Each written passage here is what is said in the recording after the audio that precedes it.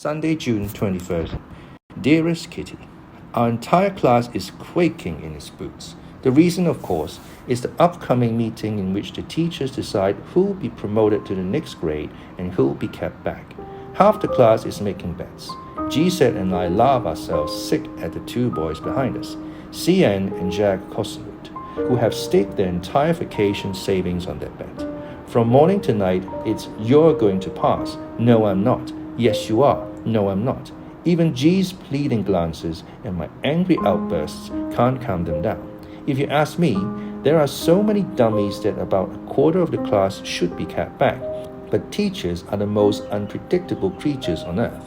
Maybe this time they'll be unpredictable in the right direction for a change. I'm not so worried about my girlfriends and myself. We'll make it. The only subject I'm not sure about is math. Anyway, all we can do is wait. Until then, we keep telling each other not to lose heart. I get along pretty well with all my teachers. There are 9 of them, 7 men and 2 women. Mr. Keesing, the old fogey who teaches math, was mad at me for the longest time because I talk so much. After several warnings, he assigned me extra homework, an essay on the subject of chatterbox. A chatterbox, what can you write about that? I'd worry about it later, I decided. I jotted down the assignment in my notebook, tucked it in my bag, and tried to keep quiet. That evening, after I'd finished the rest of my homework, the note about the essay caught my eye. I began thinking about the subject while chewing the tip of my fountain pen. Anyone could ramble on and leave big spaces between the words. But the trick was to come up with the convincing arguments to prove the necessity of talking. I thought, and suddenly I had an idea. I wrote the 3 pages Mr. Keesing had assigned me and was satisfied.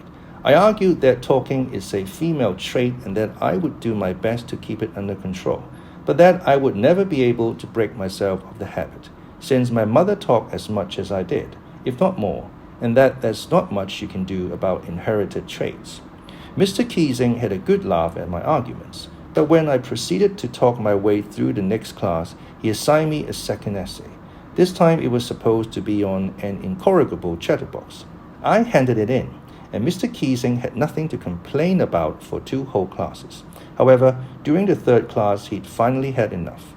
And Frank, as punishment for talking in class, write an essay entitled "Quack, Quack, Quack," said Mistress Chatterback. The class roared. I had to laugh too, though I'd nearly exhausted my ingenuity on the topic of chatterboxes. It was time to come up with something else, something original. My friend San, who's good at poetry, offered to help me write the essay from beginning to end in verse. I jumped for joy. Keesing was trying to play a joke on me with this ridiculous subject, but I'd make sure the joke was on him. I finished my poem, and it was beautiful. It was about a mother duck and a father swan with 3 baby ducklings who were bitten to death by the father because they quacked too much. Luckily, Keesing took the joke the right way. He read the poem to the class, adding his own comments, and to several other classes as well. Since then, I've been allowed to talk and haven't been assigned any extra homework. On the contrary, Keesing's always making jokes these days. Yours, Anne. Wednesday, June 24th, 1942. Dearest Kitty, it's sweltering. Everyone is huffing and puffing, and in this heat I have to walk everywhere. Only now do I realize how pleasant a streetcar is, but we Jews are no longer allowed to make use of this luxury. Our own 2 feet are good enough for us. Yesterday at lunchtime, I had an appointment with the dentist on Jan Lokenstraat. It's a long way from our school on Stadssteinmeer Tunen. That afternoon, I nearly fell asleep at my desk. Fortunately, people automatically offer you something to drink. The dental assistant is really kind. The only mode of transportation left to us is the ferry. The ferryman at Joseph Israel Kade took us across when we asked him to. It's not the fault of the Dutch that we Jews are having such a bad time. I wish I didn't have to go to school. My bike was stolen during Easter vacation, and Father gave Mother's bike to some Christian friends for safekeeping. Thank goodness summer vacation is almost here. 1 more week and our torment will be over. Something unexpected happened yesterday morning. As I was passing the bicycle racks, I heard my name being called. I turned around and there was the nice boy I'd met the evening before at my friend Wilma's. He's Wilma's second cousin. I used to think Wilma was nice, which she was, but all she ever talks about is boys, and that gets to be a bore. He came toward me, somewhat shyly, and introduced himself as Hello Silverberg. I was a little surprised and wasn't sure what he wanted, but it didn't take me long to find out. He asked if I would allow him to accompany me to school. As long as you're headed that way, I'll go with you, I said. And so we walked together. Hello is 16 and good at telling all kinds of funny stories. He was waiting for me again this morning, and I expect he will be from now on. Anne. Wednesday, July 1st, 1942. Dearest Kitty, until today, I honestly couldn't find the time to write you. I was with friends all day Thursday. We had company on Friday, and that's how it went until today. Hello and I have gotten to know each other very well this past week, and he's told me a lot about his life. He comes from Gelsenkirchen and is living with his grandparents. His parents are in Belgium, but there's no way he can get there. Hello used to have a girlfriend named Ursula. I know her too. She's perfectly sweet and perfectly boring. Ever since he met me, Hello has realized that he's been falling asleep at Ursula's side, so I'm kind of a pep tonic. You never know what you're good for. Jack spent Saturday night here. Sunday afternoon she was at her Nelly's, and I was bored stiff. Hello was supposed to come over that evening, but he called around 6. I answered the phone, and he said, "This is Helmer Silverberg. May I please speak to Anne?" "Oh, hello, this is Anne." "Oh, hi Anne, how are you?" "Fine, thanks.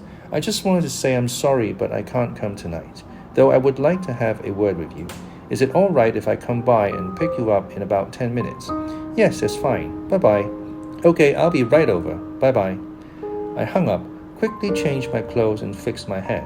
I was so nervous I leaned out the window to watch for him. He finally showed up. Miracle of miracles. I didn't rush down the stairs, but waited quietly until he rang the bell. I went down to open the door, and he got right to the point.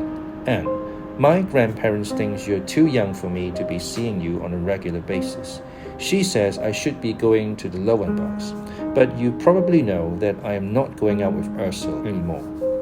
"No, I didn't know. What happened? Did you two have a fight?" "No, nothing like that.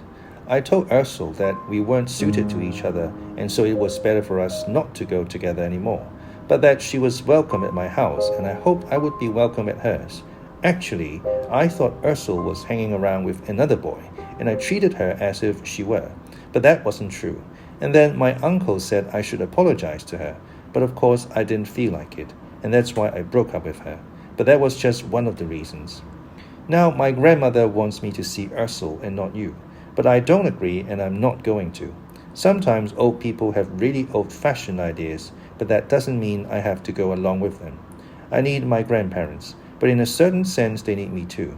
From now on, I'll be free on Wednesday evenings. You see, my grandparents made me sign up for a woodcarving class, but actually I go to a club organized by the Zionists. My grandparents don't want me to go, because they're anti-Zionists. I'm not a fanatic Zionist, but it interests me. Anyway, it's been such a mess lately that I'm planning to quit. So next Wednesday will be my last meeting.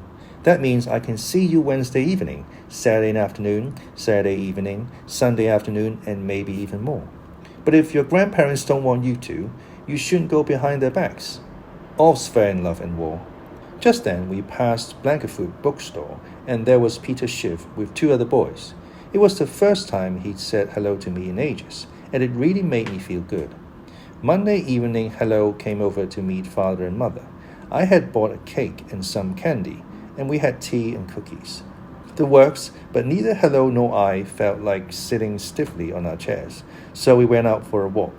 He didn't deliver me to my door until 8:10. Father was furious. He said it was very wrong of me not to get home on time. I had to promise to be home by 10 to 8 in the future. I've been asked to Hello's on Saturday. Wilma told me that one night when Hello was at her house, she asked him, "Who do you like best, Ursula or Anne?" He said, "It's none of your business." But as he was leaving, he said, "Well, I like Anne better, but don't tell anyone. Bye." And whoosh, he was out the door. In everything he says or does, I can see that Hello is in love with me, and it's kind of nice for a change. Margaret would say that Hello is eminently suitable. I think so too, but he's more than that. Mother is also full of praise. A good-looking boy, nice and polite. I'm glad he's so popular with everyone. except with my girlfriends. He thinks they're very childish, and he's right about that. Jack still teases me about him, but I'm not in love with him. Not really. It's all right for me to have boys as friends. Nobody minds. Mother is always asking me who I'm going to marry when I grow up, but I bet she'll never guess it's Peter, because I asked her out of that idea myself, without batting an eyelash. I love Peter as I've never loved anyone, and I tell myself he's only going around with all those other girls to hide his feelings for me. Maybe he thinks Hello and I are in love with each other, which we're not. He's just a friend, or as Mother puts it, a beau. Yours, Anne. Sunday, July 5th, 1942. Dear Kitty, the graduation ceremony in the Jewish theater on Friday went as expected. My report card wasn't too bad. I got 1 D, a C in algebra, and all the rest Bs, except for 2 B pluses and 2 B minuses. My parents are pleased, but they're not like other parents when it comes to grades. They never worry about report cards, good or bad. As long as I'm healthy and happy and don't talk back too much, they're satisfied. If these 3 things are all right, everything else would take care of itself. I'm just the opposite. I don't want to be a poor student. I was accepted to the Jewish Lyceum on a conditional basis. I was supposed to stay in the 7th grade at the Montessori school, but when Jewish children were required to go to Jewish schools, Mr. Eld finally agreed, after a great deal of persuasion, to accept Liz Gosler and me. Liz also passed this year, though she has to repeat her geometry exam. Poor Liz. It isn't easy for her to study at home. Her babysitter, a spoiled little 2-year-old, plays in her room all day. If Gabby doesn't get her way, she starts screaming, and if Liz doesn't look after her, Mrs. Gosler starts screaming. So Liz has a hard time doing her homework, and as long as that's the case, the tutoring she's been getting won't help much. The Gosler household is really a sight. Mrs. Gosler's parents live next door, but eat with the family. Then there's a hired girl, the baby, the always absent-minded and absent Mr. Gosler, and the always nervous and irritable Mrs. Gosler, who's expecting another baby. Liz, who's all thumbs, gets lost in the mayhem. My sister Margaret has also gotten her report card. Brilliant, as usual. If we had such a thing as cum laude, she would have passed with honors. She's so smart. Father has been home a lot lately. There's nothing for him to do at the office. It must be awful to feel you're not needed. Mr. Clayman has taken over Opecta, and Mr. Kugler, Geese & Co., the company dealing in spices and spice substitutes that was set up in 1941. A few days ago, as we were taking a stroll around our neighborhood square, Father began to talk about going into hiding. He said it would be very hard for us to live cut off from the rest of the world. I asked him why he was bringing this up now.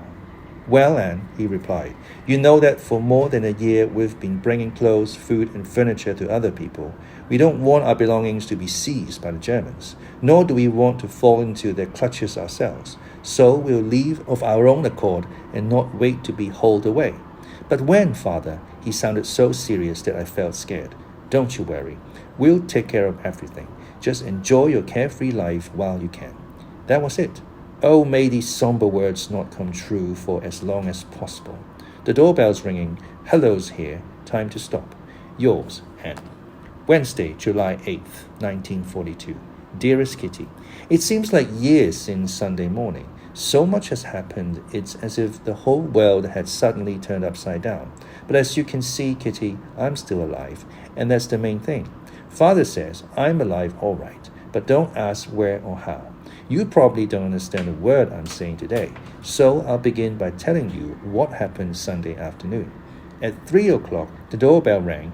I didn't hear it, since I was out on the balcony, lazily reading in the sun. A little while later, Margaret appeared in the kitchen doorway, looking very agitated. Father has received a call-up notice from the SS, she whispered. Mother has gone to see Mr. Van Dam. I was stunned. A call-up. Everyone knows what that means. Visions of concentration camps and lonely cells raced through my head. How could we let Father go to such a fate? Of course he's not going, declared Margaret as we waited for Mother in the living room. Mother's gone to Mr. Van Dam to ask whether we can move to our hiding place tomorrow. The Van Dams are going with us. There will be 7 of us all together. Silence. We couldn't speak. The thought of father off visiting someone in a Jewish hospital and completely unaware of what was happening, the long wait for mother, the heat, the suspense, all this reduced us to silence.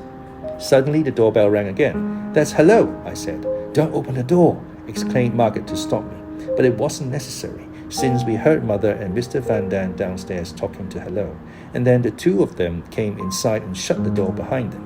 Every time the bell rang, either Margaret or I had to tiptoe downstairs to see if it was father, and we didn't let anyone else in.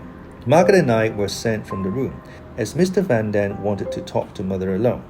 When she and I were sitting in our bedroom, Margaret told me that the call-up was not for father, but for her. At this second shock, I began to cry. Margaret is 16. Apparently, they want to send girls her age away on their own.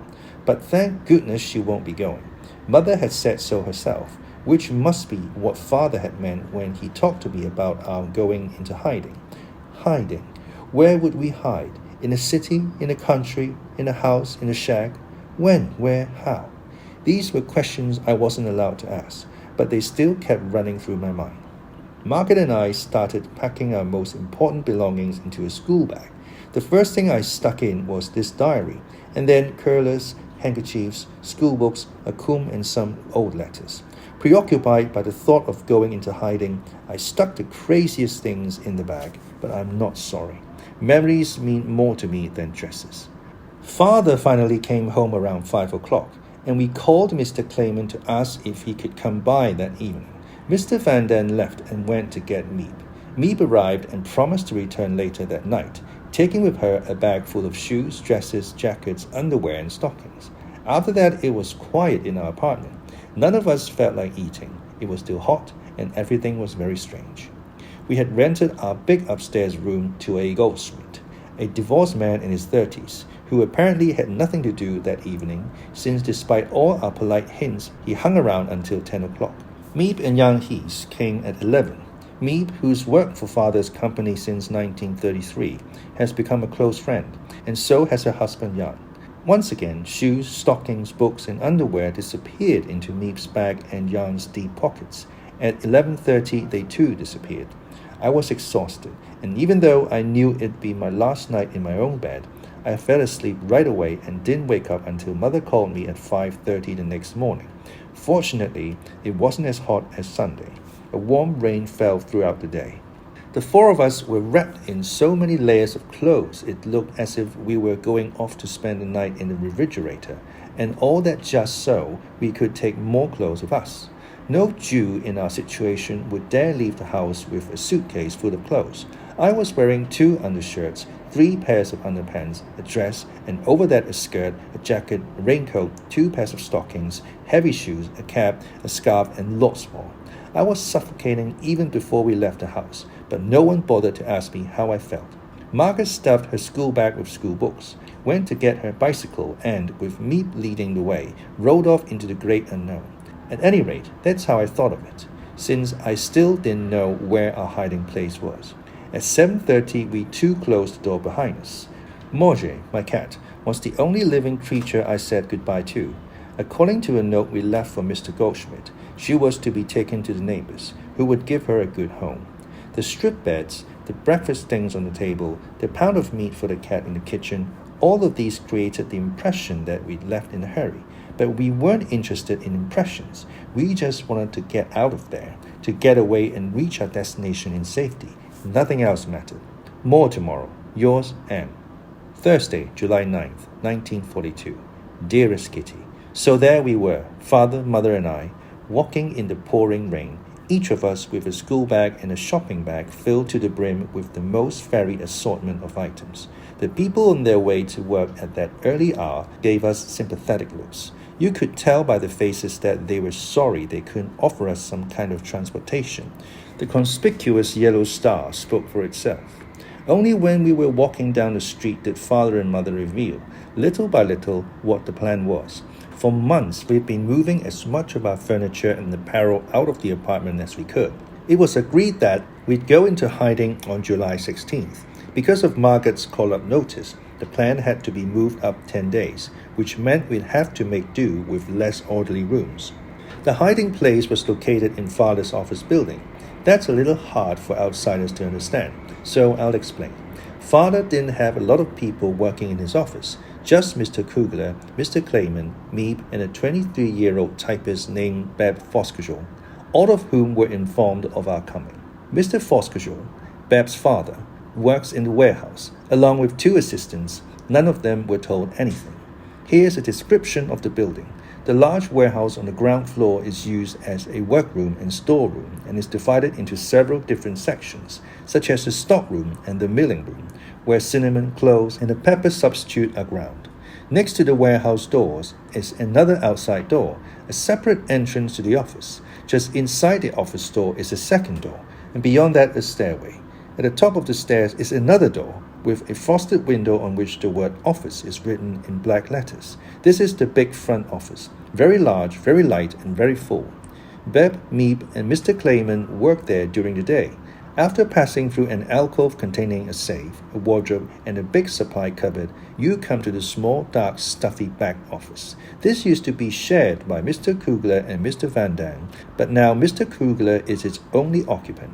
Mr. Kugler's office can also be reached from the hallway, but only through a glass door that can be opened from the inside, but not easily from the outside. If you leave Mr. Kugler's office and proceed through the long, narrow hallway past the coal bin and go up 4 steps, you find yourself in the private office, the showpiece of the entire building. Elegant mahogany furniture, a linoleum floor covered with throw rugs, a radio, a fancy lamp, everything first class. Next door is a spacious kitchen with a hot water heater and 2 gas burners, and beside that a bathroom. That's the second floor. A wooden staircase leads from the downstairs hallway to the 3rd floor. At the top of the stairs is a landing, with doors on either side. The door on the left takes you up to the spice storage area, attic and loft in the front part of the house.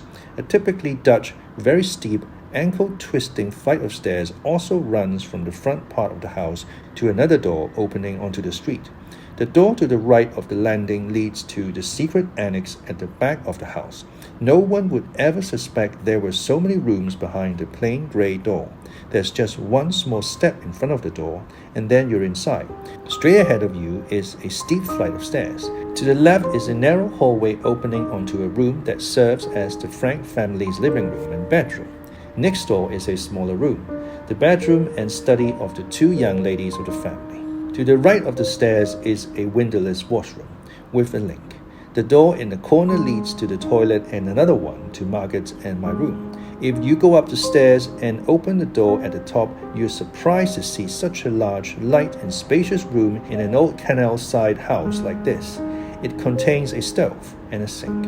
This will be the kitchen and bedroom of Mr. and Mrs. Van Dam, as well as the general living room, dining room, and study for us all. A tiny side room is to be Peter Van Dam's bedroom.